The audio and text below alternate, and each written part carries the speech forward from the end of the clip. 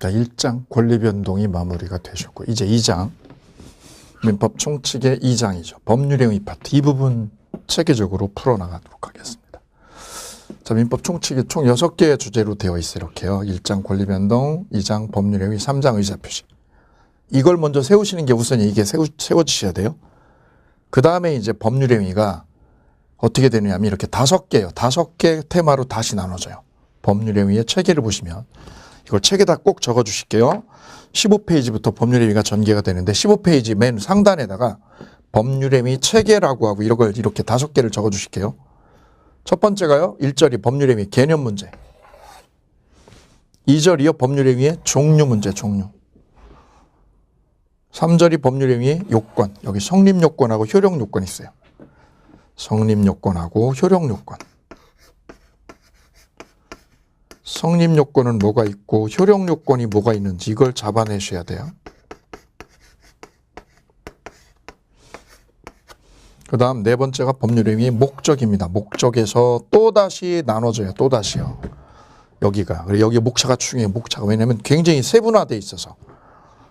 목적이 첫 번째가요. 확정성. 확정했느냐. 확정성. 두 번째는 실현 가능성. 계약이 실현 가능성이 있어 없어. 가능성. 세 번째는 적법성. 적법의 위법의 적법성. 네 번째는 사회적 타당성. 타당성이 있어 없어. 타당성. 다섯 번째는 공정성. 계약이 공정해 불공정해. 예, 이렇게 5개를 나눠서 봅니다. 5개를. 확정성, 가능성, 적법성, 타당성, 공정성. 5개요. 그 다음 마지막이 법률행위 해석입니다. 해석. 자연적 해석, 규범적 해석, 보충적 해석 이렇게 나눠지는데 총에서 5개로 되어 있습니다. 법률행위는. 여기가 민법 총칙에서 제일 어려운데요. 제일 어려운데 그러면 여기에요. 2장. 일단 그래도 우리가 할 일은 법률행위의 체계를 먼저 5개로 나누신다. 이걸 나누시면 이야기가 스토리가 분절이 돼요. 쪼개져요. 개념 1번, 종류 2번, 3번 요건, 4번 목적, 마지막 해석 이렇게 4개, 5개로요. 5개로 쪼개는 게 먼저 첫 번째 과제. 그 다음 이제 여기부터 만나시면 돼요. 개념, 종류, 요건부터 만나시면 돼요. 먼저 개념. 자, 법률행위를 이렇게 저는 쉽게 다른 관점으로 풀어드리려고 그래요. 우리 책에 법률행위가 뭐냐 이렇게 적어 놓았어요. 책 볼까요? 15페이지 의의. 법률행위란 일정한 법률 효과 발생을 목적으로 하는 하나 또는 수개의 의사표시를 필요 불가결의 요소라는 법률 요건이다. 라고 정의가 되어 있죠. 그죠? 예, 이러면 이게 난독증 되죠. 이거 이해할 수가 없어요. 예, 이건 학문적인 기술이에요. 순전히 학문적인 기술. 그래서 법률행위가 뭐냐라고 시험에 나온 적은 단 한 번도 없어요. 그래도 옆에다 의의에다가 적어주세요. 절대 안 나옴. 한 번도 나온 적 없어요. 30년 동안. 옆에다 의의에다가 적어주세요. 안 나옵니다. 시험에 나오지 않습니다. 개념만 느끼시면 돼요. 느끼기만 하면 돼요. 외울 필요 하나도 없어요. 왜? 시험에 나오지 않으니까. 개념이 뭐냐? 이거 내출제한 적 없어요. 왜요? 이 개념이 독일법 이론이에요. 독일법 이론. 독일 애들이 만들어 놓은 이론이라서 우리가 굳이 이걸 뛰어들어가서 외울 필요도 끄집어서 정리할 필요도 전혀 없다는 거예요. 다만 이렇게 느껴주시면 돼요. 우리가 집을 매매한다. 임대한다. 집을 토지하고 교환한다.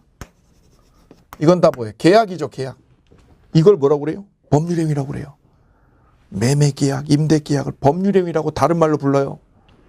또 하나요. 집을 저당을 설정했어요. 집에 뭐 설정했어요? 저당권 설정했어요. 은행 대출 받고. 두 번째는요. 집에 전세를 놨어요. 전세권 설정했어요. 전세권을 설정했어요. 이것도 뭐라고 그래요? 법률행위를 했다고 그래요. 법률행위. 세 번째는요. 계약을 했다가 취소를 했어요. 계약 뭐 해버렸어요? 취소를 했어요. 이번에는 계약을 해제를 했어요. 해제를. 취소라는 건 내가 했던 거래가 사기였다. 사기 거래면 취소시켜버리지요. 해제라는 건 언제 하는 거죠? 상대방이 계약을 위반하면. 상대방이 계약을 위반하면 그때는 계약 해제라고 그래요. 계약 해제.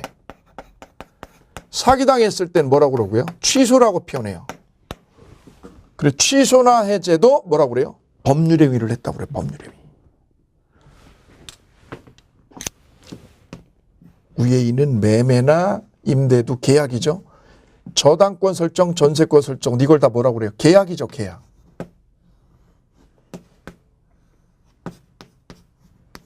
이거는 계약이 아니라 뭐예요? 혼자 하는 거죠. 혼자 하는 단독행위죠. 단독행위. 나 혼자 단독으로 한 거야. 단독으로. 이 전체를 묶어서 뭐라고 그래요? 법률행위라고 때려요. 오케이. 그래서 앞으로 우리는 쓸 때는 뭐라고 써요? 법률행위라고 쓰고 법률행위라고 쓰고 읽을 때는 뭐라고 읽는다? 계약이라고 읽어버리면 되겠다 이거죠. 그래도 법률행위 이꼬르 계약 이렇게 이해하셔도 99점이에요. 99점. 단독행위까지 포함해서 법률행위라고 불러준다. 이러면 100점. 그래 앞으로는 법률행위라고 쓰고 뭐라고 읽어요? 계약이라고 읽어주시면 끝. 더 이상 논의 불필요해요. 우리 책에 있는 거 다 삭제하셔도 돼요. 시험에 나오지 않습니다. 학문적인 거예요. 이건 다 순전히 학문적인 독일 이론이에요. 그래서 필요 없는 것들이에요. 예, 과감하게 부셔버리면 됩니다. 없애시면 되시고요. 딱 하나 17페이지요. 17페이지 가시면 위에서 셋째 줄에 법률행위와 준법률행위라고 나와 있어요. 거기다 이거 하나 적으시면 돼요. 법률행위하고 준법률행위 이걸 하나만 밑에다 적어 놓으시면 됩니다. 내가 법률행위를 했어. 그 말은 계약을 했어 라는 뜻이죠. 계약을. 매매계약을 체결했어. 임대계약을 했어. 저당권 설정을 해서 다 계약을 한 거죠. 그러면 이거는 내 원하는 대로 내가 원하는 대로 거래가 되는 거예요. 임대를 놓으면 임대한 대로 매매를 하면 가격도 내가 원하는 금액에 거래가 되죠. 그래도 이거는 내 의사대로 나의 의사대로 권리가 생기는 거야. 내 의사대로 내 뭐대로 의사표시대로 내 의사표시한 대로 뭐가 생겨요? 권리 의무가 생겨요. 권리가 법률 효과가 생겨. 법률 효과가 내 의사표시한 대로 생겨. 2억 달라고 그러면 2억의 거래가 되는 거고 10억 달라고 그러면 10억의 거래가 되는 거지. 그런데 준법률 행위는 앞에 뭐가 들어감? 준자가 들어갑니다. 준자. 여기 준자에 별표할게요. 준법률 행위는 내 의사표시대로 되는 것이 아니라 법의 규정대로 되는 거예요. 법률의 뭐대로? 규정한 대로 법률 효과가 생기는 것 이걸 총칭해서 준법률행위라고 불러서 법률행위와 준법률행위를 여기서 구별을 지어준다는 거죠. 준법률행위의 특징은 뭐예요? 법률의 규정대로 생기는 거예요. 오케이. 자, 이 부분을 시험을 몇 번 냈다는 거죠. 여기요. 여기 별 2개. 준법률행위는 뭐가 규정한 대로? 법률이 규정한 대로 법률 효과가 생기는 거. 이런 예들은 많아. 이런 예들은. 그 예가 이제 시험에 나오는데 이것들 나중에 봅니다. 나중에 심화할 때, 심화 과정에서. 자, 일단 기본 과정에서는 이 2개의 차이점만 정리해 주시면 됩니다. 법률행위하고 뭐하고? 준법률행위는 별개의 개념이다. 효과가 다르게 되는데 그 효과가 발동하는 원인이 다르다. 이건 내 의사표시대로고 이건 법률의 규정대로다. 여기까지만 정리하시면 끝. 그것이 17페이지의 쌍괄호 2번입니다. 셋째 줄에. 법률행위와 준법률행위의 차이라고 하나 적어주시면 되겠습니다. 이렇게 하고 개념에서는 법률행위 개념에서는 할 게 없다. 요거 하나만 하면 되겠다. 요거 하나. 법률행위와 준법률행위가 어떻게 구별이 되느냐 문제. 요거 하나만 푸시면 끝. 두 번째 이제 법률행위 종류를 잡으러 가요. 종류. 법률행위의 종류는요 여러 가지가 있어요. 여러 가지가. 자, 그 첫 번째가 혼자 하는 거. 법률행위 종류를 볼게요. 이걸 노트에다가 적어볼게요. 나 혼자 하면 단독행위. 나 혼자 하는 거야. 무슨 행위? 단독행위. 둘이 하면 계약. 첫 번째 이렇게 나눠져요. 단독행위하고 계약으로 나눠져요. 두 번째는 우리 책 순서대로 따라가 드릴게요. 두 번째는 채권행위하고 물권행위요. 채권행위 그리고 물권행위.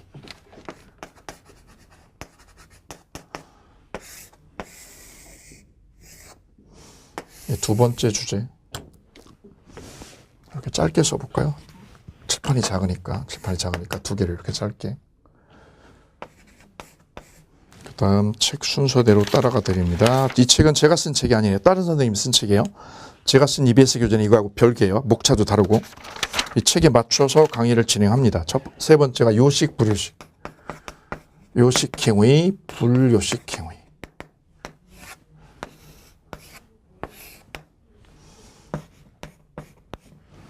네 번째는 출현, 비출현. 출현행위, 비출현행위. 다섯 번째는 유상행위, 무상행위.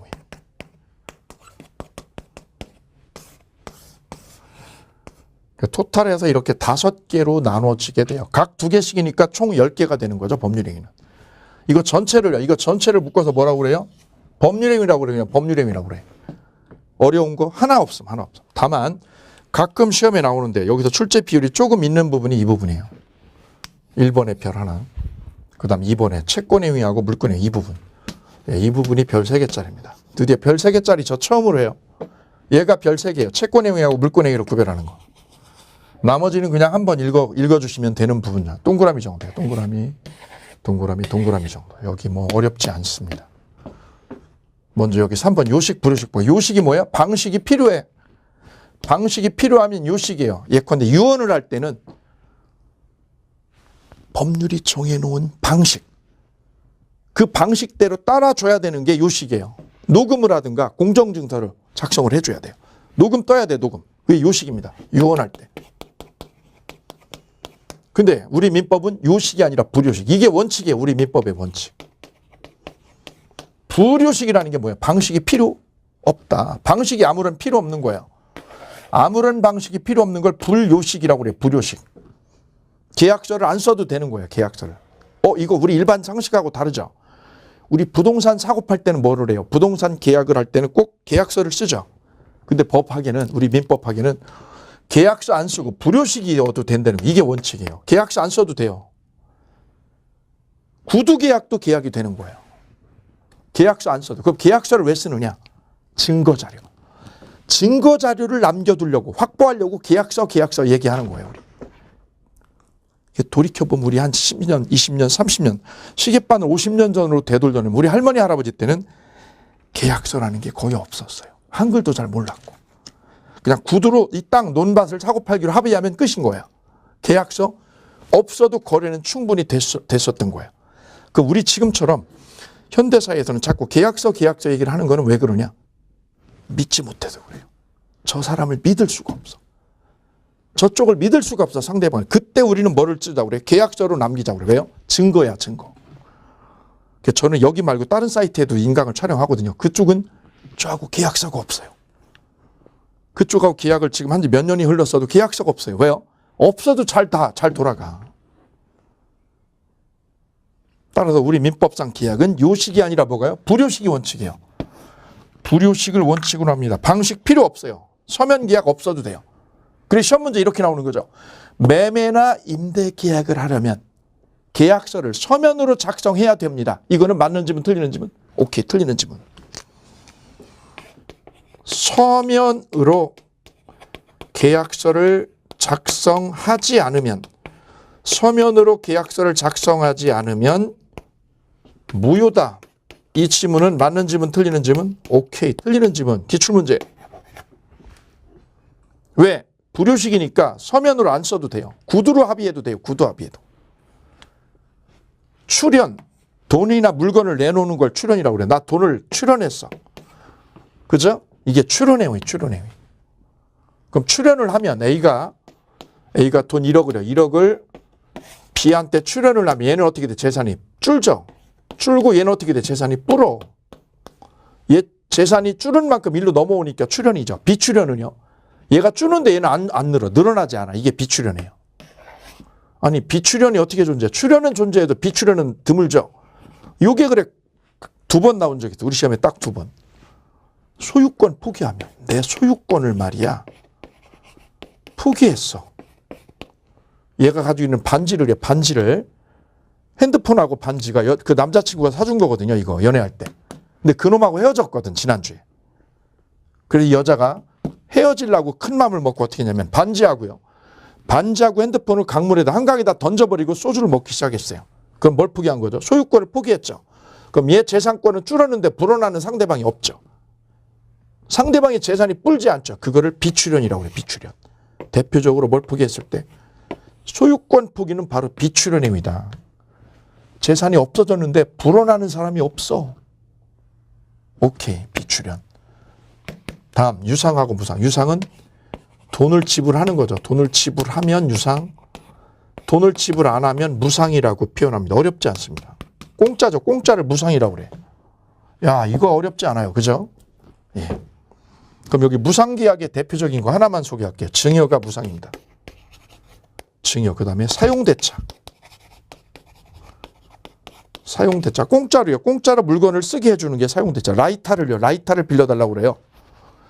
라이터를. 공짜로 빌려 쓰죠. 라이터 담배 필 때. 사용대차.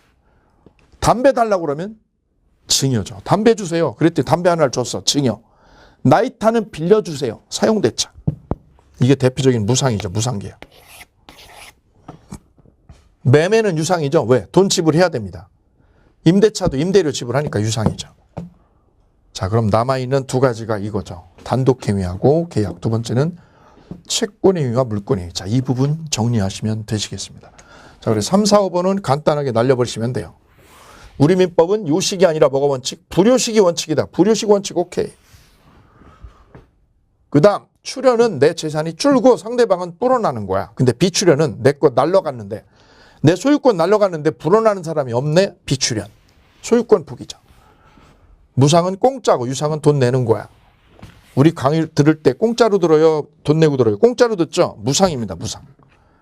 대신에 합격하셔야 돼요. 합격하셔야 돼요. 왜? 결과를 내주셔야지. 그래야 의미가 있는 행위가 되니까. 자, 이제 남아있는 게 이거죠. 단독행위하고 계약입니다. 계약은 쌍방이 하는 거, 두 사람이. 두 사람이 하는 걸 계약. 단독행위는 혼자 하는 거죠. 혼자. 1인이 하는 거. 어렵지 않습니다. 그런데 이 단독행위가 둘로 나누죠. 상대방 있는 거하고 없는 거. 책으로 올게요. 책에다 밑줄 그어드립니다. 밑줄. 자, 책 보실 차례. 교재 17쪽. 17쪽에 1번 단독행위. 읽어볼게요. 하나의 의사표시로 성립하는 법률행위. 이걸 단독행위라고 해요. 어려운 거 없어요. 두 가지가 있는데 상대방 없는 거하고 상대방 있는 거 나눠줘요. 거기에다가 동그라미 할게요. 상대방 있는 거하고 없는 거. 상대방 없는 거. 상대방 있는 거.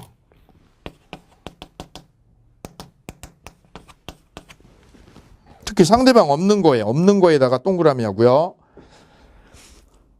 그 예가 시험에 가끔 나오는데요. 유언 동그라미예요. 유언. 아버님이 돌아가실 때 자식이 아무도 없었어. 왜? 유학 가가지고 아무도 없어. 그럼 어떻게? 혼자서 유언하지. 누구도 없는데 아무도 없는 데서. 이게 유언입니다. 그래서 상대방 없이 홀로 하는 거. 나 홀로 하는 거 유언. 시험에 안 나와 근데. 왜요? 우리 시험 범위가 아니야. 유언은. 재단법인 설립하는 거. 이것도 상대방 없이 혼자서 출연자 혼자서 내 재산을 재단법인 설립하는데 내놓은 거죠. 이거 상대방 없이 나 홀로 하는 거. 나 홀로. 거기다 쓰세요. 나 홀로 하는 거. 나 홀로 저지르는 거. 유언 나 홀로 하는 거고 재단법인 설립 나 홀로 하는 거고. 그 다음에 소유권 포기 아까 말씀드렸죠. 연애하던 상대방이 사준 반지를 한강에다 버릴 때 그때 하는 게 뭐라고요? 이 소유권을 포기하면서 걔하고의 관계를 끊는 거죠. 이게 상대방 없이 나 홀로 하는 거. 나 홀로. 그 소유권 포기에다 밑줄 그어보실게요. 그것만 시험에 나왔어요. 소유권 포기는 어디에 들어감? 상대방 있는 거에 없는 거에. 없는 거에 들어가요. 왜? 나 홀로 하는 거니까 나 홀로. 그리고 이거는 출연이다 비출연이다. 내가 포기한 그 반지의 소유권은 나는 반지 소유권이 하나 날라갔죠. 반지가 날라갔죠. 반지 5개 있는데 하나가 날라갔죠. 줄었죠. 그런데 상대방은 불어 안 불어? 안 불어. 이걸 뭐라고요? 비출연. 소유권 포기는 상대방 없이 나 홀로 하는 거고 비출연 행위다. 그거 하나 기억해 두실게요. 거기서 알아둘 거는 소유권 포기 하나예요. 상대방 없는 단독 행위에 대표적인 거를 꼽아라. 그러면 뭐예요? 소유권을 포기한 거. 오케이. 28의 시험 문제. 그다음 상대방 있는 단독 행위 있죠. 상대방 있는 거 대표적으로 취소나 해제가 여기에 들어갑니다. 자, 상대방 있는 거 취소, 해제 밑줄이요. 취소는 언제 한다고 그랬죠? 사기당했을 때. 해제는 계약 위반일 때. 그다음 철회한다, 해지한다, 추인. 추인은 뭐예요? 추후에 승인하는 걸 추인이라고 그래요. 추후에 뭐 한 거? 승인해 준 거. 뒤에 나와요. 그 다음 상계, 퉁치는 거. 내가 빌려간 거, 상대방이 빌려간 거, 금액이 똑같아. 그러면 퉁치고 없애는 걸 상계. 채무 면제는 누가요? 채권자가. 채무자에게 돈 갚지 말라고 면제시켜 주는 거. 채무 면제. 이것도 단독행위. 그래서 취소하고 해제의 밑줄 그어 보실게요. 취소와 해제는 상대방이 있는 단독행위다. 특히 해제의 발표. 이게 시험에 나왔어요. 해제는 상대방이 있는 단독행위다. 오케이. 18의 기출. 자, 그러면 이제 뒤로 넘어가 보실게요. 뒤로 넘어가시게 되면 계약이 나오죠. 계약은 혼자서요? 아니요. 둘이서 하는 거, 쌍방이 하는 거, 쌍방행위라고 그래요. 계약을 옆에다 써볼게요. 쌍방행위. 왜? 두 사람이 하는 거. 단독행위는 일방행위. 혼자서 하는 거, 혼자서 일 저지르는 게 단독행위. 상대방 없는 거, 있는 거. 계약은 혼자서 둘이서 하는 것도 둘이서 하는 거. 대표적으로 매매가 그거죠. 매매가. 그럼 시험에 나왔을까 이거? 안 나오지. 이게 계약이라는 걸 누가 모르겠어요. 초딩도 알아. 초딩 학교 들어가기 전에도 알아. 이거 시험에 안 나와 이런 거. 시험에 나온 건 이거예요. 이게 시험에 나온 거예요. 계약 중에서 둘이서 하는 게 계약이잖아요. 그죠? 둘이서 하는 거. 자, 그 부분을 여기 혼동할 만한 주제가 하나 있어요. 그래서 시험에 냈던 거예요. 자, 그 부분을 소개를 해드립니다. 자, A하고 B하고 저 집을 빌라를 매매하기로 계약을 했다. 혼자서 둘이서 했죠. 계약이죠. 매매 계약. 오케이. 그랬다가요. A가 이 건물을 얘한테 10억에 넘기기로 했거든요. 10억에. 그랬다가 A가 집주인 A가 B한테 가서 제의를 했어요. 뭐라고요? 이 계약 없는 걸로 하자고. 이 계약 없는 걸로 해달라고. 없는 걸로 해주세요. 없는 걸로 해줘. 없던 걸로 하면 안 돼요. 그랬더니 B가 뭐라고 그랬어요? 1억 더 주면, 1억 더 얹어주면 없는 걸로 해줄게. 오케이? 그래서 A가 어떻게 했어요? 그럽시다라고 두 사람 간에 합의가 됐어요. 이걸 뭐라고 그래요? 이걸 뭐라고 표현하면 될까요? 합의해제라고 그래요. 합의하에 어떻게 됐다고 두 사람이 해제 처리해버렸어요. 이거를. 혼자서요, 쌍방이요. 쌍방이 합의해서 해제 처리해버린 거를 합의해제라고 그래요. 이거는 계약이다. 계약. 합의해제는 계약이다. 왜? 쌍방이 합의를 봐야 돼. 쌍방이. 그럼 우리가 일상생활에서 즐겨 쓰는 걸로 이걸 소개를 해드리면 이렇게 백화점 가서 여성분들 옷 구매하죠. 옷을 딱 들어가자마자 첫 번째 매장에 마음에 드는 거 딱 꽂혀서 그래서 계약을 했어. 50만 원에. 돈 주고 옷 딱 들고 나오는데 화장실 앞에 가는데 그 매장 옆에 옷이 딱 있는데 이거하고 디자인 비슷한데 그게 훨씬 더 마음에 들어. 그럼 어떡하죠? 그거 사야지. 그럼 산 건 어떡하고요? 되돌아가야지. 되돌아가서 어떡하죠? 물려주세요. 이 옷 산 거 물려주세요. 라고 했더니 저쪽에서 어떻게 해요? 그럽시다. 그럼 이게 바로 합의해제예요. 옷 물려달라고 해서 돌려주는 게 합의해제. 혼자서? 아니죠. 쌍방이 해야죠. 쌍방이. 이때 매장에서 뭐 안 된다고 그러면 이거 안 된다. 못 물려준다. 그러면 합의해제는 안 되는 거지. 그래서 합의해제는 혼자서 하는 게 아니라 둘이서 하는 거니까 계약입니다. 합의해제. 다음 중 단독행위가 아닌 걸 골라라. 이거죠. 합의해제는 계약이다.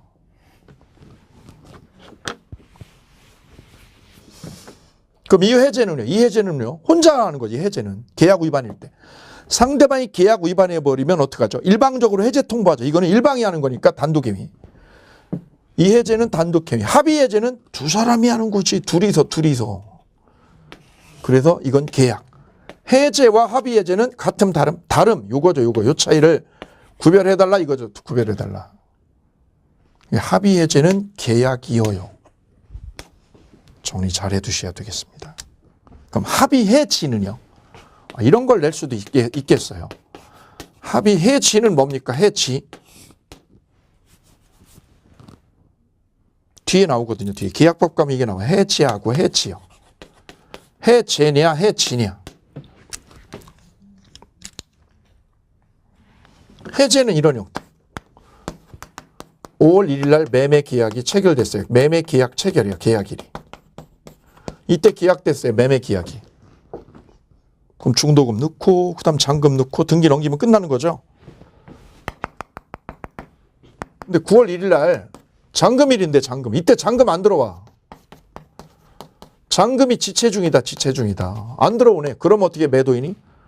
왜 잔금 안 넣냐 그러면 최고장 보낸다고 그랬죠. 최고장. 최고장 보내는 거는 뭐예요? 준법률의 위증, 의사의 통지. 아까 했던 거네. 돈 빨리 넣으세요. 최고장 넣어. 최고장. 그러고 안 넣으면 어떻게 해요? 해제를 해버리죠. 한 달 뒤에 그래 어떻게 했어요? 10월 1일 날 계약 해제를 해버렸어요. 해제를. 해제한다고 내용증명이 가버렸어. 그러면 계약은 해제한 날부터요. 계약일로요. 계약일로 어떻게 해요? 소급해버립니다. 소급을 해서 계약이 꽝이 되는 걸 소급표. 해제라고 그래요. 계약 해제. 소급표. 해제를 했어도 그날이 아니라 언제로? 계약일로 소급하는 거. 맨 처음으로. 맨 처음으로 시계바늘이 되돌아가는 거를 무슨요? 소급표라고 불러요. 소급표. 반대되는 개념이 뭐냐면 장래효예요. 장래효. 5월 1일 날 임대인이 임차인한테 연락을 했어요. 왜 월세 안 내냐? 지금 5개월이나 월세 안 내고 있다. 내가 2달을 봐줬다. 월세 안 내죠. 그럼 어떻게 5월 1일 날 해지를 하죠. 해지. 계약 해지를 해버리면 이때부터 장래를 향해서 계약이 꽝 되는 거예요. 장래효라고 그래요. 장래효. 이날부터 장래를 향해서 거래가 꽝 되는 게 해지. 해제는 소급에서 꽝이 되는 거예요. 소급에서. 소급에서 꽝이 되면 해제라고 그러고 해제. 주로 이건 언제 써요? 매매계약. 매매계약이 꽝 되는 걸 해제라고 그래요. 매매계약. 시계바늘을 계약 성립한 날로 되돌려 놓는 거야. 계약 꽝이야, 꽝. 언제부터? 계약 한 날로부터 꽝 되는 거야. 이게 해제. 임대차 계약은요. 임대료를 안 낸다. 그때 주인이 세입자 보고 나가라고 통보하는 건 해지라고 한다. 해지. 이거는 그때부터 어디를 향해서? 장래를 향해서. 장래를 향해서 꽝이 되는 거죠. 이걸 해지. 그래, 해제와 해치는 구별되는 개념이라는 거. 그럼 여기서 합의해지는 뭐냐? 합의해지는. 해지는 임대인이 일방적으로 하는 거야. 일방적으로 나가. 너 월세 안 나니까 방 비우고 나가. 이게 해지죠. 해지. 이건 일방이 하는 거고. 합의해지는 뭐야? 합의해지는. 이거 우리가 즐겨 쓰는 거예요. 즐겨 쓰는 거. 자, 볼까요? 자, 주인하고 세입자고 건물 임대 계약이 되었어요. 계약 기간은 2년. 기간 몇 년으로요? 2년으로 계약을 했어요. 여기 주인, 여기 세입자. 그럼 세입자는 몇 년 살아야죠? 2년 살아야죠. 왜? 2년 쓰면 2년 사는 거죠. 2년. 계약서 쓴 대로 2년 살아야죠. 2년. 근데 이 세입자가 갑자기 일이 생긴 거지. 신랑이 호주로 발령났어요. 지사 발령이 이쪽으로. 그럼 엄마 입장에서는 애도 외국에 가서 영어 공부 좀 하고 아빠도 호주가 있으니까 좋네. 그러면 차라리 어떻게 하는 게 나아요? 가면 되지. 이민을 가버리면 되지. 그때 그럼 이분 어떡하죠? 이거 계약은 2년인데 나 지금 들어온 지 한 달밖에 안 되는데 그럼 어떻게 해야 되지 이거? 이때 세입자는 어떻게 해요? 계약 기간 2년 준수해야 되는 게 맞죠. 왜요? 약속은 지켜줘야 되니까 2년을. 그때 세입자가 주인한테 가서 부탁을 해요. 뭐라고요? 보증금 빼달라고. 언제? 지금 보증금 빼주세요. 빼줘요라고 부탁을 해요. 이게 청약한 거야. 청약. 그때 주인이 뭐라고요? 싫어요. 그러면 안 되는 거지. 그때 주인이 뭐라고요? 그럴게요 라고 하면 이걸 뭐라고 그래요? 합의하에 어떻게 됐다? 계약이 해지가 되었다라고 하는 거죠. 착한 주인 만나서 2년 안 살고요. 2년 안 살고도 보증금 돌려받고 나간 거예요. 이 형태의 거래가 합의해지 거래. 그리고 합의해제나 합의해지는 둘 다 두 사람이 하니까 계약에 들어간다. 계약. 이건 놓치지 말으셔야 돼요. 반면에 해지는 뭐예요? 일방이 하는 거니까 단독입니다. 이 개념 정확하게 잡으셔야 되겠습니다. 자, 우리 책에 계약 옆에다가 그거 써주실게요. 합의해제 19의 기출. 합의해제는 28회 시험에 나왔어요. 자, 그 내용이 언급이 없으니까 거기다 적어드립니다. 합의해제. 그 다음 하나 더요. 매매의 예약. 매매하기로 뭐 하는 거? 예약하는 거. 예약이라는 거는 미리 찜하는 거야. 저거 내가 사고 싶어. 저 건물 사고 싶어. 저 가게 내가 인수하고 싶어. 그때 어떻게 해요? 지금 돈이 없어, 지금은 돈이 없고 내가 돈이 생기면 저 가게 살 거야. 그때 주인한테 가서 얘기를 하는 거죠. 뭐라고 얘기해요? 가게 팔 거면 나한테 팔라고. 그때 주인이 뭐라고요? 그래, 당신 마음에 들어. 당신 정신이 마음에 들어. 그래서 오케이 하고 해주면 그걸 뭐라고 그래요? 매매하기로 예약을 했다고 그래요. 예약을. 그럼 예약은 혼자서 해요? 둘이서 해요? 둘이서 하죠. 둘이서. 예약도 계약이다. 오케이. 17의 기출. 네, 꼭 기억해 주시기 바랍니다. 이 세 가지 꼭 잡아두세요.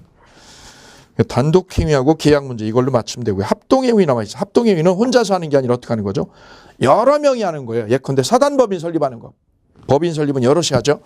예, 이거는 합동 행위라고 그래요. 우리 시험에 안 나와요. 시험법이 아니니까 버리시면 돼요. 단독 행위하고 계약 이 두 가지만 정리하시면 되겠습니다. 다음 이제 02번에 채권 행위하고 물권 행위 개념 나와 있죠. 자, 이 부분이 제가 최초로 별 3개 한 거예요. 별 3개짜리.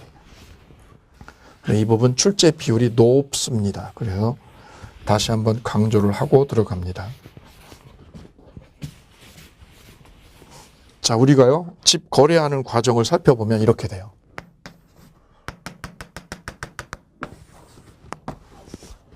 갑이 가지고 이 빌라나 건물, 부동산을 이쪽이 매도인, 파는 사람이 매도인, 사는 사람은 매수인.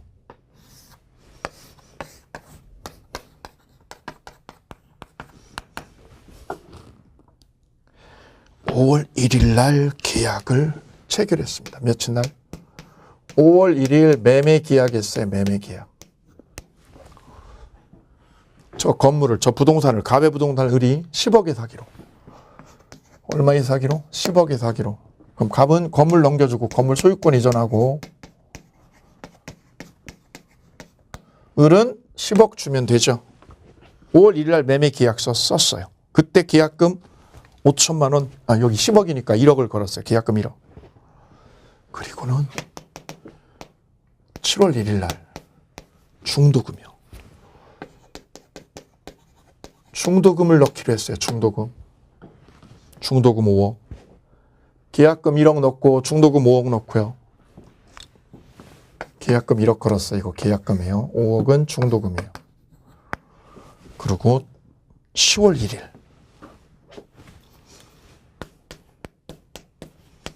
잔금 지급과 동시에 소유권 이전하기로 약속하셨습니다. 잔금과 동시에 계약서에 이렇게 써요. 계약서에 이렇게 씁니다. 잔금과 동시에 뭐 이전하기로? 소유권 이전한다.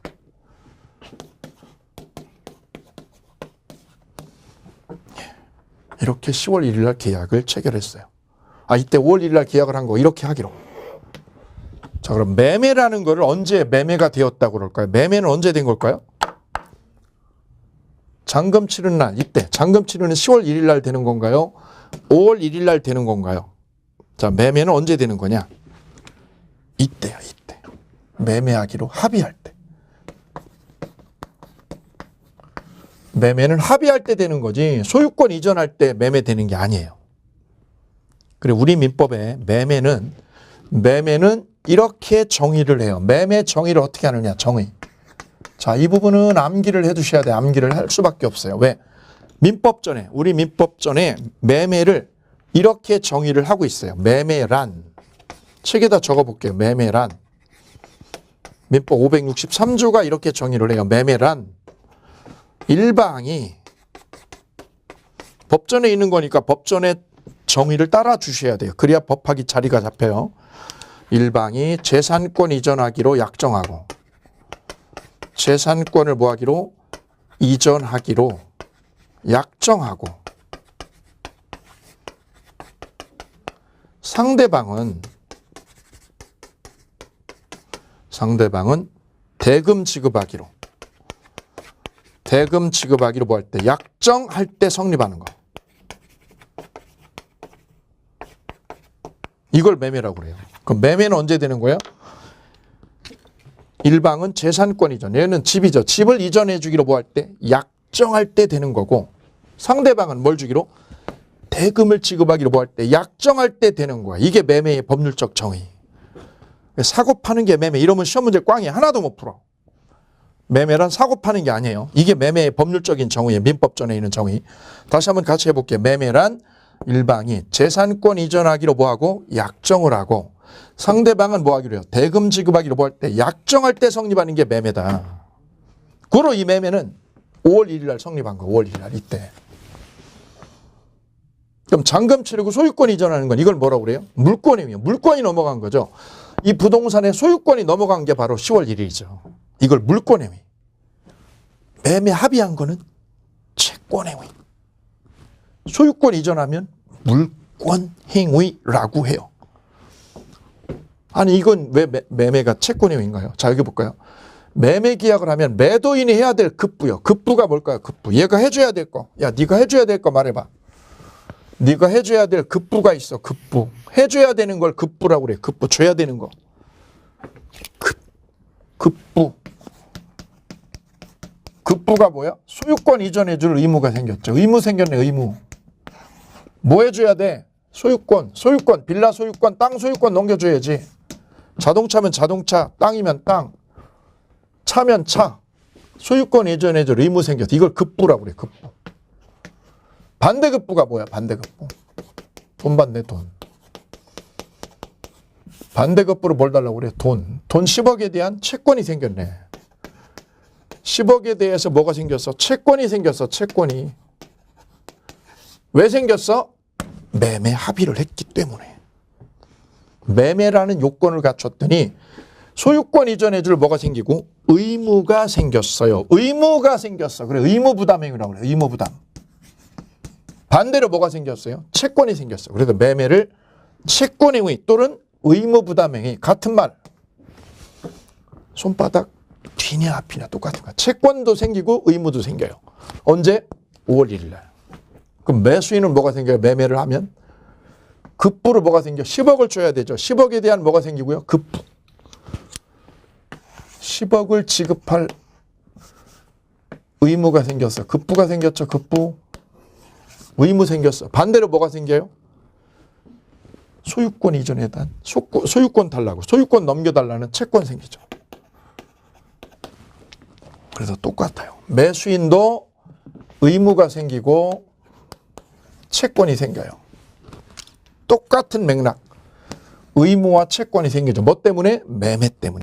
자, 매매 계약을 체결하게 되면요. 매도인 측면, 매수인 측면을 나눠서 짚어보시면 되시죠. 매수인 측면을 보면 대금 지급해줘야 될 의무가 부담이 되고 이걸 급부라고 그랬어요. 급부로 돈을 줘야지 돈을. 반대급부로 소유권을 넘겨달라는 채권이 생기게 되죠. 이거는 매도인도 똑같은 맥락이에요. 의무도 생기고 채권도 생기고. 그래서 이 매매 계약을 한 5월 1일 날 이날 쌍방에게 뭐가 생겨요? 채권이나 의무가 생겨요. 그래서 매매를 채권행위, 채권계약이라고 해요. 왜? 채권이 발생했으니까요. 그래서 채권행위란 채권이 생기는 계약이 채권행위예요. 반대로 말하면 뭐가 생긴 거예요? 의무가 생긴 거예요. 의무가. 돈 10억을 준비해줘야 될 의무가 생겼어. 이행해줄 의무가, 이행해줘야 될 의무가, 중차된 의무가 남아있는 게 채권행위. 그럼 소유권을 넘겨주는 10월 1일 날은 얘 소유권을, 부동산의 소유권을 일로 넘겨준 거죠. 그럼 이거는 처분을 했다. 처분행위라고 그래요. 처분행위를 했다. 언제? 등기를 넘겨준 때. 소유권 이전해 주기로 등기를 넘겨줘서 그때 처분행위가 된 거라서 이거를 물권행위라고 부르는 학자도 있어요. 처분행위를 뭐라고 부르기도 해요? 물권행위라고. 왜 이건 물권행위라고 부르기도 해요? 등기를 넘겨주잖아요. 등기를. 이걸 물권행위. 아, 그래서 채권행위는 매매하기로 뭐 한 거? 약정한 거, 약정한 거. 매매하기로 약정하면 뭐가 생겨요? 채권이 생기고 의무가 생겨. 이게 채권행위. 10월 달에요. 부동산 소유권을 넘겨주면, 소유권 등기를 넘겨주면 무슨 행위? 물권행위. 소유권 이전했죠. 이게 물권행위. 다른 말로 처분행위. 5월 1일 날 매매하기로 합의한 거. 매매하기로 합의한 건 무슨 행위? 채권행위. 채권의 위. 등기까지 넘겨줘버리면 처분의 위, 다른 말로 물권의 위 같이 써요. 그러면 물권의 위가 먼저 일어나요? 채권의 위가 먼저 일어나요? 채권의 위가 먼저 되는 거죠. 채권의 위가 먼저 생기고 등기는 나중에 넘겨주는 게 일반적이죠. 물론 거꾸로 되는 경우도 있어요. 등기 먼저 주는 경우도 있어요. 일반적으로 채권의 위가 매매 계약이 먼저 되고 물권의 위는 처분의 위는 나중에 일어나죠. 이렇게 5개월 뒤에. 자, 이제 두 가지는 구별이 됐어요. 매매 계약, 채권의 위는 언제 이루어지는 거예요? 합의할 때, 약정할 때. 처분의 위는요. 처분의 위인 물권의 위는 뭐를 할 때? 등기를 넘겨주는 거를 처분의 위, 물권의 위라고 그런다. 이 물권의 위. 양자는 구별이 됐습니다. 일단. 자, 이때 놓치지 말으셔야 될 중요한 논점이 하나 있는데 이거예요. 자, 여기까지는 어렵지 않게 따라올 수 있는데 이제 놓치지 말아야 될 주제가 이거. 헷갈리는 주제가 이거. 제가 헷갈린다, 많이 틀린다, 출제를 많이 한다라는 거는 똑같은 걸 들었을 때 습득력이 갈라진다는 거죠. 많이 이해되는 분, 안 되는 분이 딱 갈라지는 게 바로 이 부분. 자, 그럼 갑이요. 이 땅이나 건물을 매매할 때 보통은 누구 걸 팔아요? 내 거 팔죠. 내 땅, 내 건물 내가 얘한테 팔죠. 이게 일반적이죠. 그런데 간혹 저 파는 놈이 지 거 아니라 남의 걸 파는 경우도 있어. 누가? 아들놈이. 이분 아들놈이 땅이나 부동산을 안 줘. 나이는 95세인데 아버님이. 그러면 어떻게 아들이? 아버지 걸 알아서 팔죠. 아들이 팔기 시작해요. 매매를 해요. 매매하기로 약정을 합니다. 약정을. 그럼 아들은 누구 거를? 아버지 명의로 된 땅을 아들이 얘한테 파는 거지. 뭐라고요? 내가 이 땅 팔을게. 매매하기로 계약서를 쓰는 거지. 부동산에서. 등기는 언제 넘겨주기로? 아버님 돌아가시면 내가 등기 넘겨줄게. 이렇게 해서 매매 계약을 해버립니다. 그럼 이 매매할 때 이 땅은 누구 땅임? 자기 땅임, 아버지 땅, 남의 땅이죠. 따라서 매매 약정할 때 누구 소유? 타인 소유. 타인 소유물. 자기 거 아니에요. 보통은 내 걸 팔지만 남의 거죠. 아들 입장에서 남의 거죠. 아버지 땅을 뭐 하기로 하는 거? 매매하기로 하는 계약. 이거는 무효임, 유효임? 못하는 거예요, 하는 거예요? 할 수 있다는 거죠. 이게 무효가 아니라 유효라는 거죠. 무효이다 그러면 틀리는 거예요. 무효가 아니라 뭐라고요? 유효이다. 아니 어째서 이걸 남의 거를 매매하는 게 무효가 아니라 유효야. 이거 이상하구만. 그러니까 시험에 아주 잘 나와 이게. 여기가 별세개짜리예요.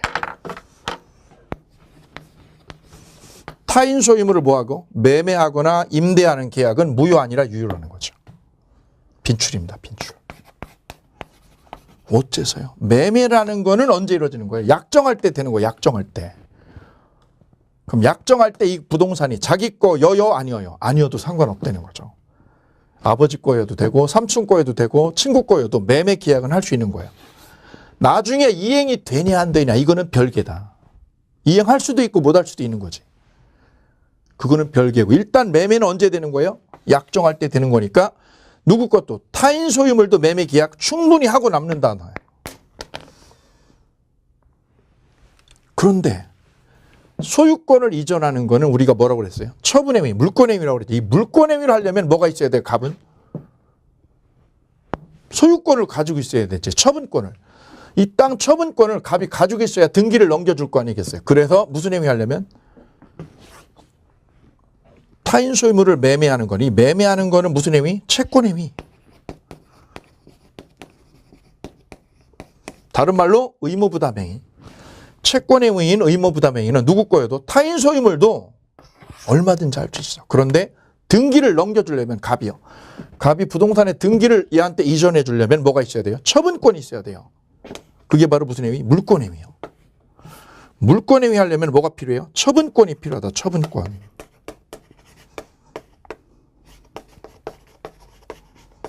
왜 그런 거예요? 등기를 넘겨줘야지 얘한테.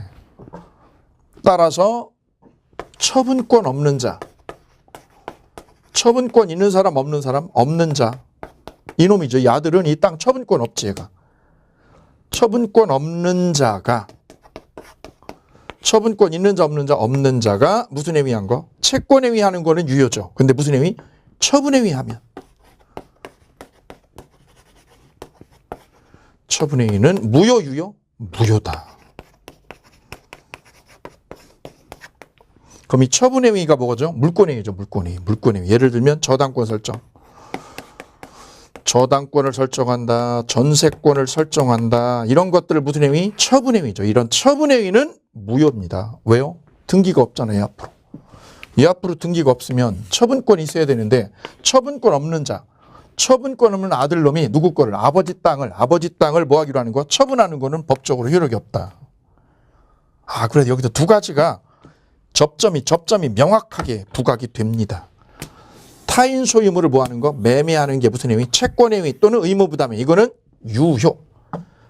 근데 밑에 거 처분권 없는 자가 남의 물건을 뭐 하는 거? 처분하는 행위는 유효, 무효? 무효. 그게 뭐죠? 저당권 설정, 전세권 설정. 이렇게 두 가지요. 채권행위와 처분행위, 물권행위가 법적으로 다르다. 채권행위 할 때는 약정만 하면 되니까 소유권 필요 없습니다. 처분권 필요해요? 처분권 필요 없어요? 처분권 없어도 돼요. 처분권 없이도 이건 가능한 겁니다. 근데 이거는요. 처분행위 하려면 뭐가 있어야 돼요? 처분권이 있어야 돼. 왜? 등기를 넘겨야 돼. 등기를. 고로 처분권 없는 자가 뭐 하는 거? 저당권 설정하는 거, 소유권 이전하는 거는 다 무효다. 이 부분 중요한 맥락이 있네요. 확실한 맥락이 있죠. 그래서 시험엔 아주 잘 나옵니다. 타인 소유물을 매매하는 계약은 유효. 처분권 없는 자가 처분행위, 저당권 설정하는 거는 무효. 오케이, 빈출입니다. 자, 그래서 채권행위와 처분행위 구별이 되셨어요. 자, 먼저 채권행위 읽어볼게요. 채권행위란 채권을 발생시키는 법률행위, 즉 매매, 교환, 임대차는 모두 채권행위입니다. 왜요? 약정하면 돼요. 위에다 써. 약정할 때 성립. 약정하면 성립하는 거예요. 이때 채권행위에서 당사자는 일정한 뭐를 부담해요? 채무를 부담하게 돼요. 예를 들면 매도인은 소유권 이전 의무를, 매수인은 대금 지급 의무라는 채무를 부담하게 되죠. 그래서 이 채권행위를 의무부담행위라고 부르기도 해요. 의무부담행위의 동그라미, 다른 말로 채권행위. 두 번째, 채권행위를 하고 나면 당사자는 채무를 이행할 의무가 생기죠. 의무가 부담된다. 의무가 남아있어. 의무가. 집을 넘겨줘야 되고 얘는 돈 10억을 줘야 될 의무가 생겼죠. 그래서 채권행위는 이행의 문제를 남긴다고 표현해요. 무슨 문제가? 이행의 문제가 남아있어. 이행의 문제가 남긴다. 거기에 동그라미. 3번, 채권행위를 할 때는 타인의 권리를 계약하는 것도 유효하다. 누구 거? 타인 권리 매매하는 것도 유효다. 별 3개. 근데 물권행위 볼게. 이번에 물권행위. 물권의 발생, 변경, 소멸, 즉 물권 변동을 일어나게 하는 법률행위가 물권행위다. 예컨대 소유권 이전, 전세권, 저당권 설정 이런 것들이 다 뭐죠? 물권행위요. 저당권 설정, 전세권 설정의 밑줄 쫙. 2번, 물권행위는 이행의 문제가 남지 않아. 왜요? 오늘 등기 넘겼죠? 갑이 집주인이 한테 등기 넘겼죠. 그러면 더 이상 해줄 의무가 없어요. 오늘부로 끝이야. 오늘부로. 왜? 등기 넘기고 종친 거야 다. 그런데 물권행위는 이행해줄 문제가 더 이상 남아있지 않아요. 바로 종치는 거야. 다음 4번 보세요. 4번에. 이행의 문제를 남기지 않는 물권행위를 뭐라고 해요? 처분행위라고 해야 돼요. 처분행위. 오케이. 그래서 처분행위가 뭐 하려면 유효하려면 처분권한을 가지고 있어야 돼요. 처분권한. 다른 말로 소유권. 소유권 있어야 등기를 준다. 써보세요. 소유권 있는 자가 등기를 줄 수 있는 거죠. 소유권 없으면 등기를 못 넘겨주죠. 그래서 처분행위 하려면 뭐가 있어야 돼요? 처분권한. 따라서 무권리자가 처분행위를 하면 이건 무조건 무효다. 오케이. 거기 밑줄 그실게요. 다음 3번에 준물권행위라고 나와 있어요. 준의 동그라미요. 자, 이거 채권행위 이해됐어요. 왜요? 매매하기로 뭐 할 때 약정한 날 되는 거. 약정한 날 되는 게 채권행위. 그럼 채권과 채무가 생기니까 이게 채권행위. 물권행위는 뭐를 해야 되는 거예요? 등기를 얘한테 넘겨주는 거야. 이 부동산 등기를 넘겨주는 게 물권행위. 다른 말로 처분행위. 근데 요 중간에 있는 게 바로 뭐예요? 준물권행위예요. 요것도 아니고 애매한 게 바로 준자가 들어가 있는 준물권행위입니다. 그래서 준물권행위 할 때 준의 동그라미예요. 물권 이외의 권리를 변동시키는 법률행위를 준물권행위라고 하는데, 자, 거기 볼까요? 자, 요걸 한번 써볼게요. A가 1억의 채권을 받을 돈 있어. 채무자한테서 받을 돈 1억 있어요. 그리고 A가 집에 대해서 소유권도 있어. 집 소유권 있어. 집의 소유권.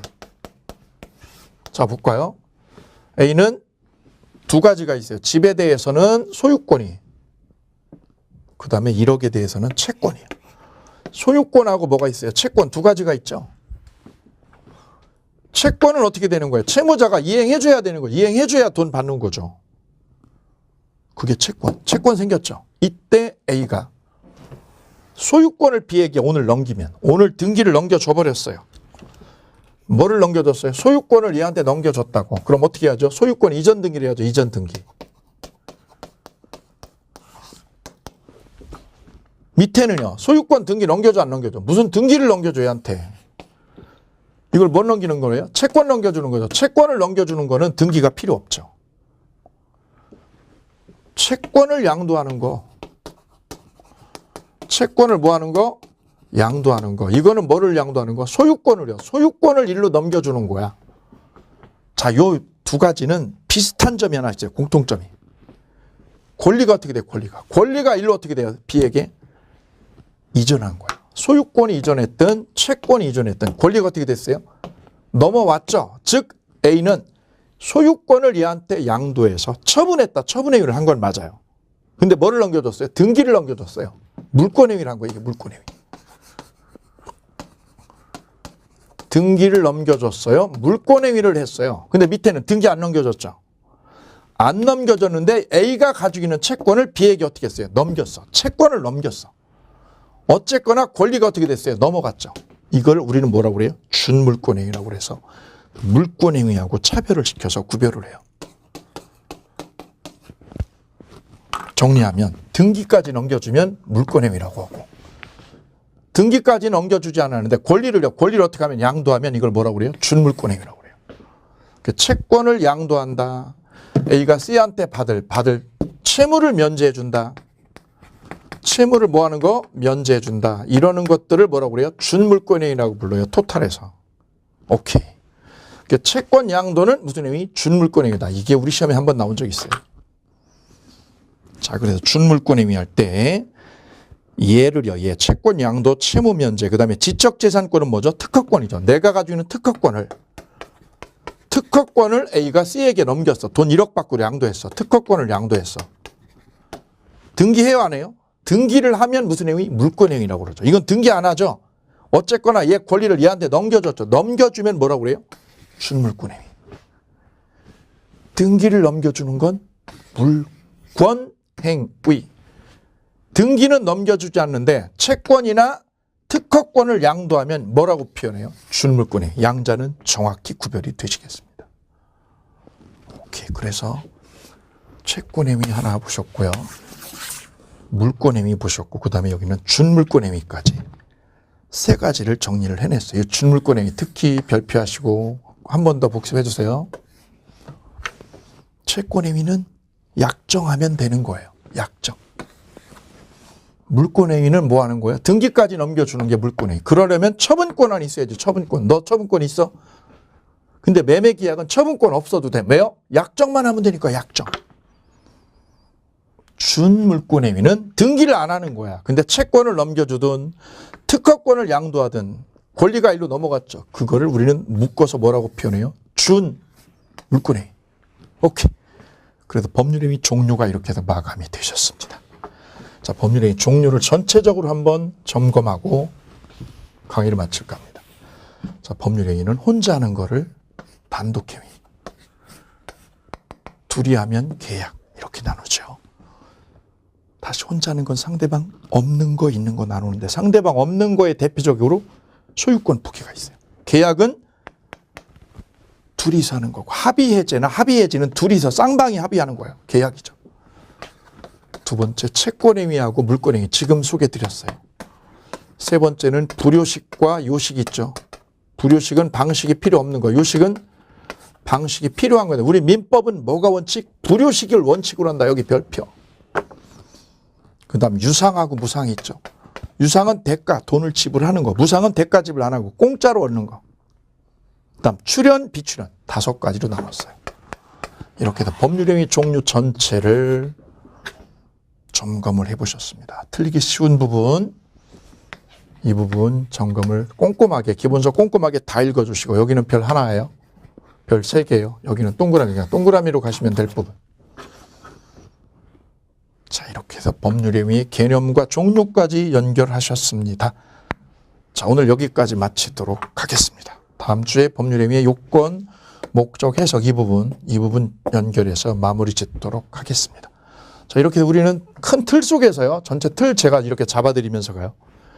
틀 잡아드리고 다시 그 중에서 다시 밑에 하부 틀을 또 잡을 거야. 하부 틀. 왜? 여기가 어렵거든요. 혼자 할 때는 여기 보는 것도 어렵고 여기 보는 것 더더욱 어렵거든요. 이걸 제가 일목요연하게 체계를 완벽하게 잡아드리면서 내용 전개해 드릴 거예요. 그래서 학습 효율성에서 타 강의하고 비교 안 되게 앞서갈 수 있다는 말씀드립니다. 자, 다음 주 다시 찾아뵙겠습니다. 감사합니다.